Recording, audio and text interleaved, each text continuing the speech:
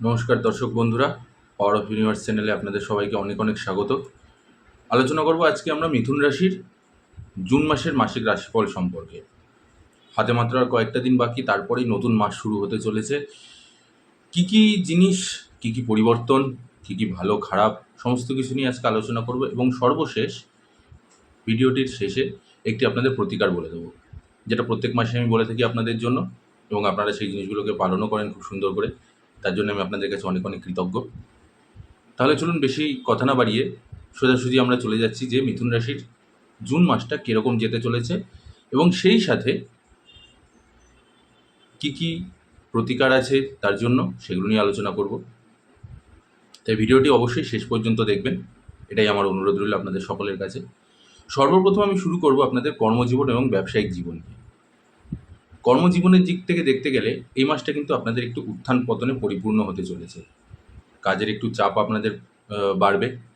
অফিসের যারা আপনাদের সিনিয়র রয়েছেন তারাও আপনাদের উপর একটু বেশি প্রেশার ক্রিয়েট করবে কাজের দিক থেকে, এবং আপনাদের প্রতি একটা এক্সপেকটেশনও থাকবে যে আপনাকে যে কাজটা দেওয়া হচ্ছে সেটাকে যাতে আপনারা তাড়াতাড়ি সময়ের মধ্যে কমপ্লিট করে উঠতে পারেন। তো চেষ্টা করবেন যাতে সেই কাজগুলোকে সময়ের মধ্যে কমপ্লিট করে দিতে পারেন। এতে আপনাদের লাভ আছে, কারণ এর উপরে ডিপেন্ড করে আপনার আগামী দিনে একটা প্রমোশনেরও যোগ রয়েছে। তবে সেটা এই মুহূর্তে নয়, কিন্তু আপনাদের এই কাজের গতিবিধির ওপরেই জিনিসটা ডিপেন্ড করছে, ইনক্রিমেন্টটাও ডিপেন্ড করছে। এবং অফিসের মধ্যে কিন্তু একটা সেই সাথে মানসিক চাপও থাকবে আপনাদের। কীরকম মানসিক চাপ? আপনাদের গোপন কোনো শত্রু বৃদ্ধি হতে পারে অফিসের মধ্যে, বা কোনো আপনার সিনিয়র হতে পারে, বা আপনার কোনো জুনিয়রও হতে পারে। জুনিয়ররাও, অফিস কালিগরা যারা আছেন, কেউ না কেউ আপনাদেরকে নিয়ে কোনো না কোনো সমালোচনা করছে, এবং সেই সমালোচনার উপরে ভিত্তি করে আপনাদের উপরেও কিন্তু একটা মানসিক চাপ, একটা অশান্তিপূর্ণ পরিবেশ, মনের মধ্যে একটু বিতৃষ্ণা, অসন্তোষ, এই জিনিসগুলো দেখা দেবে। তাই সেই দিকগুলোকে একটু মাথায় রেখে এগোবেন। হঠকারিতা বা হুট করে কোনো রকম কোনো সিদ্ধান্ত নেবেন না বা নিতে যাবেন না, এবং সেই সাথে সাথে সাডেন রিঅ্যাকশন দেওয়ারও কোনো প্রয়োজন নেই। সবসময় যে আহ, প্রত্যেকটা প্রশ্নেরই উত্তর দিতে হয় এরকমটা কিন্তু নয়। কিছু কিছু প্রশ্ন তুলে রাখা ভালো, সেটা ভবিষ্যতে কাজে লাগে, এবং তার উত্তর সময় নিজে থেকেই দিয়ে দেবে। সময়ও দিয়ে দেবে, আপনার হয়ে ঈশ্বরও দিয়ে দেবে, যদি আপনি সৎ এবং চরিত্রবান হয়ে থাকেন, এবং আপনি যদি আপনার নিজের কাজের প্রতি একনিষ্ঠ হয়ে থাকেন। আপনি যদি আপনার জায়গায় ঠিক থাকেন, তাহলে আপনাকে কোনো কিছু করতে হবে না, যা করার সময় করে দেবে। সেই জন্য সব কিছুর উত্তর আপনি দিতে যাবেন না, বা সব কিছুর পাল্টা রিয়াকশানও করার দরকার নেই। আপনি শুনছেন যেটুখানি দরকার সেটুখানি না বললেই নয়, সেরকমই একটা ইন্টেনশন বা সেরকমই একটা টেন্ডেন্সি রেখে আপনি কাজের জায়গাটা তৈরি করুন। এবারে বলবো আমি ব্যবসায়ীদের জন্য। ব্যবসায়ীদের জন্য কিন্তু এই মাসটা উত্থান পতনে পূর্ণ রয়েছে। ব্যবসায়ীদের ক্ষেত্রেও কিছু কিছু জায়গায় লস হওয়ার সম্ভাবনা রয়েছে। যারা মনে করছেন যে আরও বেশি পরিমাণে ইনভেস্ট করব, আরও বেশি পরিমাণে অর্থ ব্যবসায়ের মধ্যে দেব, বা নতুন আরেকটা ব্যবসা খুলতে ইচ্ছা হচ্ছে আপনাদের, চিন্তা করছেন আপনারা সেই বিষয়গুলোকে নিয়ে, তবে বলবো এই মুহূর্তে একটু স্থগিত রাখুন। কারণ এতে করে আপনাদের আর্থিক দিকটায় কিন্তু টান পড়বে, এবং তার জন্য আপনাকে অনেকটা কষ্ট ভোগ করতে হতে পারে। তো ভবিষ্যতে ব্যয়টা যেহেতু অতিরিক্ত হয়ে যাবে, তাই ভবিষ্যতে কিন্তু এটার একটা বিরাট বড় ইম্প্যাক্ট পড়তে পারে। অযথা বা আপনার ধরুন আবেগের বশে, বা আপনি ভাবছেন হয়তো যে এই ব্যবসাটা তো আমার খুব সুন্দর করে চলছে, তাহলে আরেকটা ব্যবসার মধ্যেও আমি ইনভেস্ট করে দিই, বা আরেকটা আরও কিছু ইনভেস্টমেন্ট করি আমি, যাতে দেখি যদি আরও কিছু আয় উন্নতি বাড়ে। তবে আমি বলবো এই মুহূর্তে জিনিসটাকে একটুখানি বিরত থাকুন, একটু নিজেদেরকে এই দিকটায় চাপিয়ে রাখুন যতটা সম্ভব হয়। দেখবেন এটা ভবিষ্যতে আপনাদের কাজে লেগে যাবে। আলোচনা করব এবার আমি শিক্ষার্থীদের নিয়ে। যারা সাধারণ শিক্ষার্থী রয়েছে তাদের জন্য এই মাসটা খুবই অনুকূল। আপনাদের পড়াশোনার প্রতি মনোনিবেশ ঘটবে। আপনারা অনেক বেশি পড়াশোনার প্রতি একটু আবেগপ্রবণ হবেন। পড়াশোনাকে আপনারা খুব সুন্দর করে এনজয় করবেন। শিক্ষা জিনিসটাকে বা শিক্ষা বিষয়টাকে আপনারা খুব সুন্দর করে উপভোগ করে আপনারা শিক্ষার মধ্যে নিজেদেরকে আরও বেশি পরিমাণে ইনভলভ করতে চলেছেন। খুব ভালো একটা দিক। পড়াশোনার ক্ষেত্রে বিশেষ একটা কোনো বাধা বিপত্তি বা কোনো রকম কোনো সমস্যা নেই। খুব সুন্দর করে আপনারা এগিয়ে যাবেন। আপনাদের মনের একাগ্রতা বাড়বে, মনোনিবেশটাও খুব সুন্দর করে হবে। এবারে বলবো আমি যারা প্রতিযোগিতামূলক পরীক্ষায় নিজেদেরকে নিয়োজিত করেছেন, এবং সেই সাথে যারা উচ্চশিক্ষার জন্য নিজেদেরকে নিয়োজিত করেছেন, সেই বিষয় নিয়ে আলোচনা করব। এইসব জাতক জাতিকারা, তাদের জন্য কিন্তু এই মাসটা একটু কষ্টকর হতে চলেছে। কারণ আপনাদের কিন্তু এই মাসে একটু দেখা যাচ্ছে যে কিছুটা অসন্তোষের যোগ রয়েছে, কিছুটা আপনাদের পরিশ্রমটা অতিমাত্রায় করতে হবে, নতুবা আপনারা কিন্তু সেই কষ্টের ফলটা আপনারা পাবেন না। পরিশ্রমটা অতিমাত্রায় করতে হবে, নতুবা আপনাদের বাধা বিপত্তি একটু রয়েছে শিক্ষার ক্ষেত্রে। বিশেষ করে যারা প্রতিযোগিতামূলক পরীক্ষায় নিজেদেরকে নিয়োজিত করেছেন, প্রতিযোগিতামূলক পরীক্ষার জন্য নিজেদেরকে তৈরি করছেন, তাদের জন্য বলছি এই মাসটাতে একটু বেশি করে আপনাদের মনোনিবেশ করতে হবে। আরও বেশি পরিমাণে আপনাদের মনকে একাগ্রতার সাথে পড়াশোনার মধ্যে আনতে হবে এবং সেই সাথে সাথে আরও বেশি পরিমাণে আপনাদেরকে কনসেন্ট্রেশনটা বাড়াতে হবে। নতুবা আপনাদের কিন্তু অশান্তির একটা যোগ রয়েছে, মনের মধ্যে অশান্তি, মানসিক একটা চাপ, সেই সাথে সাথে শিক্ষার দিকটাও কিন্তু আপনাদের ল্যাক অফ একটা একটা ল্যাকনেস একটা দেখা যাচ্ছে এর মধ্যে, ঠিক আছে? তো সেই জিনিসগুলোকে আপনাদেরকে মাথায় রেখে এগোতে হবে এবং সেই সাথে সাথে আরও একটা জিনিস, যাদের আগামী মাসে যদি কোনো রকম কোনো সরকারি চাকরির পরীক্ষার কোনো যোগ থেকে থাকে, মানে সরকারি চাকরির কোনো পরীক্ষা থেকে থাকে তাদের আগামী মাসে, সেসব জাতক জাতিকাদের জন্য বলছি অনেকটা ফোকাসড হতে হবে, ফোকাস বেশি পরিমাণে করতে হবে শিক্ষার ক্ষেত্রে, নতুবা আপনাদের কিন্তু সেদিক থেকে আপনারা আশানুরূপ ফল পাবেন না, আপনাদের কিন্তু সমস্যার যোগ দেখা দিচ্ছে। আলোচনা করব এবার আমি আপনাদের প্রেম জীবন এবং দাম্পত্য জীবন নিয়ে। প্রেম জীবনের দিক থেকে দেখতে গেলে এই মাসটা একটু অশান্তিপূর্ণ কাটবে, বিশেষ করে কোনো তৃতীয় ব্যক্তির হস্তক্ষেপের কারণে আপনাদের প্রেমের মধ্যে বিচ্ছেদ হওয়ারও যোগ রয়েছে। তাই যদি কোনো রকম এরকম নিজেদের মধ্যে কোনো রকম কোনো সংশয় থেকে থাকে বা কোনো রকম কোনো সমস্যা থেকে থাকে, সেটাকে নিজেরাই আলোচনা করে তারপরে সেই সমস্যাটাকে সমাধান করুন। কোনো তৃতীয় ব্যক্তিকে হস্তক্ষেপ করতে দেবেন না বা তার মতামত নিয়ে আপনারা কোনো রকম কোনো আলোচনা বা কোনো রকম কোনো সিদ্ধান্তে আসবেন না। এতে আপনাদেরই কিন্তু সমস্যা আরও বাড়বে এবং সেই সাথে আপনাদেরই সম্পর্কের মধ্যে চিড় ধরবে, ঠিক আছে? এবং সেই সাথে সাথে আরও একটা জিনিস আমি বলে দিচ্ছি যে যদি কোনো রকম কোনো অসুবিধা হয়ে থাকে বা কোনো রকম কোনো কথা কাটাকাটি বা এমন কোনো কথা আপনাদের মধ্যে যেটা একে অপরের প্রতি রাগ চলে আসলো বা ইগো আপনাদের হার্ট হয়েছে বা ইগো হার্ট হতে পারে, সেরকম কোনো জিনিসকে মাথা থেকে বের করে নেবেন। সেরকম জিনিসগুলো থেকে নিজেদেরকে বিরত রাখুন বা এরকম হঠাৎ করে হয়তো আমরা রাগের মাথায় কখন কাকে কী বলে বসি সেই জিনিসটা আমাদের বিশেষ একটা খেয়াল থাকে না। তো সেরকম যদি কোনো রকম পরিস্থিতি চলে আসে কোনোভাবে যে আপনার রাগের মাথায় কিছু বলে ফেলেছেন, তো তৎক্ষণাৎ সেই বিষয়টাকে সর্ট আউট করার একটা ব্যবস্থা বা একটা পরিকল্পনা করে নেবেন।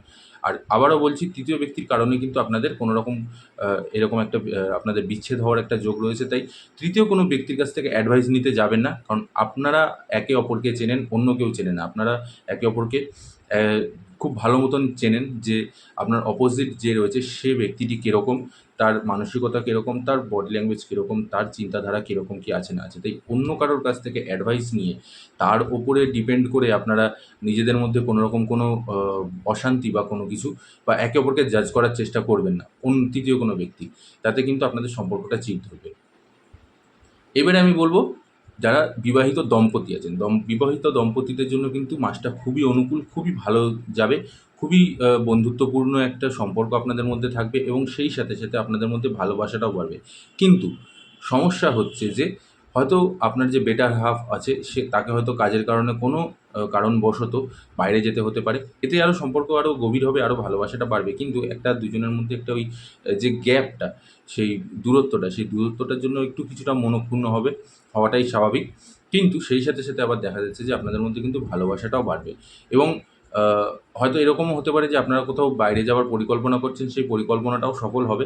কিন্তু তার পরেই হয়তো আবার আপনাদের মধ্যে একটা দূরত্ব তৈরি হবে। তার কারণ আপনার বেটার হাফ যে আছে সে হয়তো আপনাকে রেখে কাজের কারণে বাইরে তাকে যেতে হয়েছে, তো বা যেতে হতে পারে।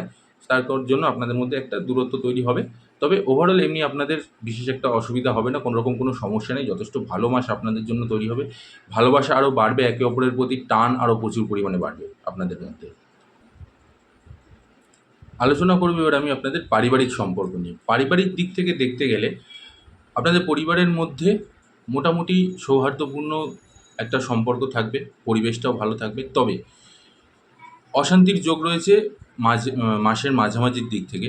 পরিবারের মধ্যে কোনো না কোনো ছোটোখাটো বিষয়, কটু কথা কাউকে বলে দিলেন বা রাগের মাথায় এমন কিছু একটা আচরণ করে বসলেন বা এমন কিছু বলে বসলেন যে কারণে হয়তো সামনের জন বা আপনাদের পরিবারের মধ্যেই একটা রাগারাগি বাবা মায়ের সাথে হতে পারে বা সেটা ভাই বোন, দাদা দিদি, এদের সাথে একটা অশান্তিপূর্ণ পরিবেশ তৈরি হবে, একটা অশান্তি।